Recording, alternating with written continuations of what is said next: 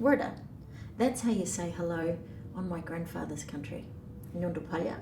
That's how you say, I hope you're doing okay on my Nana's country. Knowing who you are and who you belong to is critically important to Aboriginal people. In fact, it's important to everyone. Today marks a different sort of a journey for our children. So we know that for 60,000 years, Aboriginal families successfully raised their children.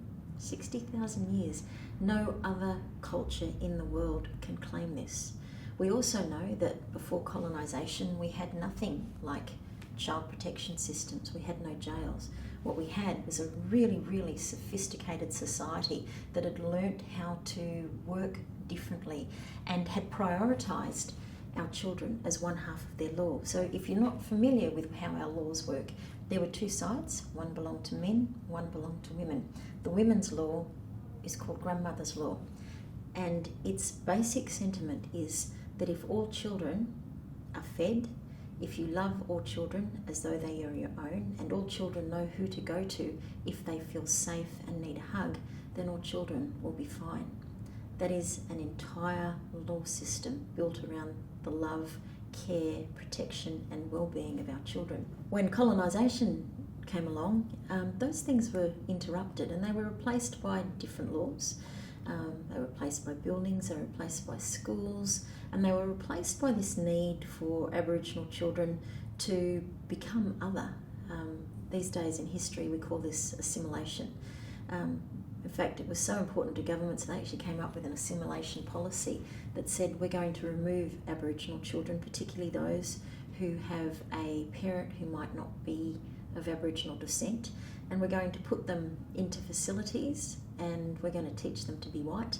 We're going to tell them that they can't have contact with their parents or their families. We're going to tell them that they can't speak their language. In my family, every single one of my grandfather's siblings, including himself, were removed.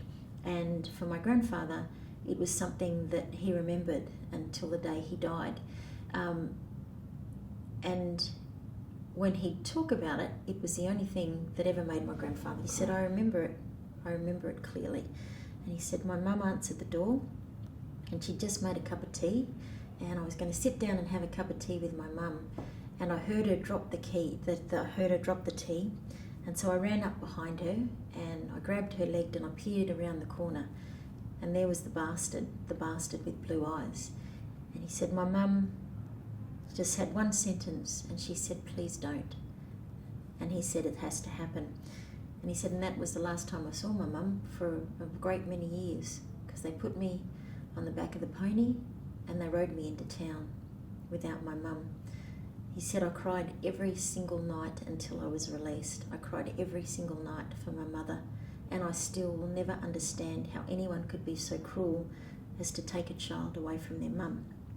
So these are stories that Aboriginal families live with. We know that in Australia today, our children are 10 times more likely to be removed from their families forever, never to be returned to their families, than non-Indigenous children.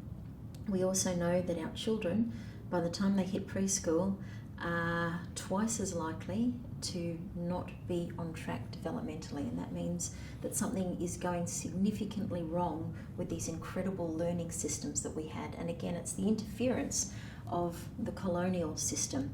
For many of our children today, the first time they have real contact with what this might look like is when they head into schools. So even if you've been born in a hospital, your contact there is relatively slim. And don't get me wrong, we have significant issues related to cultural safety and birthing in our hospitals. But when, as a child, you walk into a school, it is the first time you're actually walking into a building that your parents have had absolutely no control over. So we didn't design the building. We had no say or input into how this building might function and how children might exist within these realms. We've had no say as Aboriginal people on what the curriculum might look like and how it supports our learning and our systems. And we've had no say in the governance of these schools either. So there might be a board and you might be able to get elected, but very few of our families have those opportunities to be able to sit on those boards or to feel comfortable enough to be on those boards. So we need different ways of giving the power back to our children. And again, one of them is to ask them, well, okay, you might belong to the dreaming. What does it mean to you? And what does your dreaming mean for the future? And I guess that takes us to why we have today, which is to celebrate my dreaming, my future, and to share stories like this with people like yourself to understand how incredibly important it is to not only understand the history of the treatment of Aboriginal children in Australia, but also to understand how that history as a failing can help understand how we can strengthen our children. When our communities came up with the concept for National Aboriginal and Torres Strait Islander Children's Day, I don't think it would ever have been conceived that in 2022 we'd be sitting in rooms with people like yourselves talking about this history and making the connections that help us ensure our children's future. Thank you.